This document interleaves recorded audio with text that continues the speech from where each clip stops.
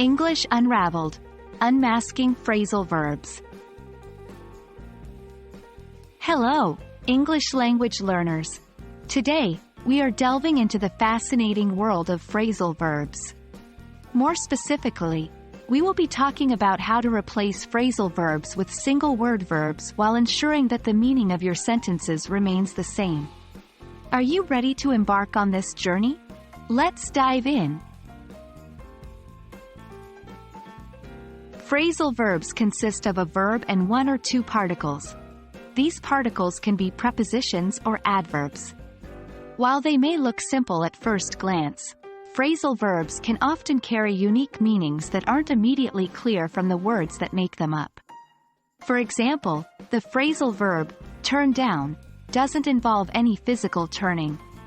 Instead, it means to reject or decline something, as in, he turned down the job offer.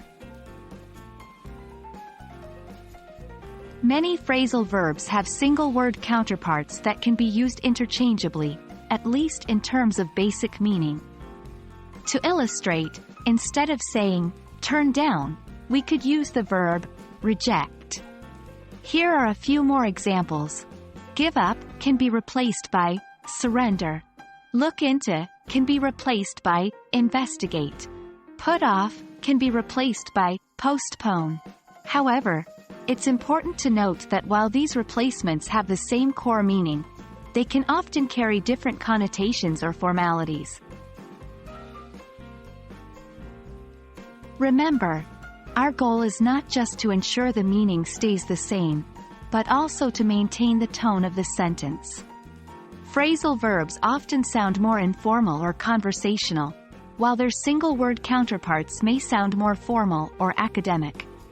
For instance, please investigate the matter sounds more formal than please look into the matter. Also, context plays a crucial role. In certain situations, the replacement might not fit. For example, give up smoking can't be replaced effectively with surrender smoking. The key here is to understand the context and the tone you want to convey. So, replacing phrasal verbs requires a good understanding of both the phrasal verb and the single-word verb you intend to use. Congratulations on making it to the end of our journey into the world of phrasal verbs. Remember, practice makes perfect.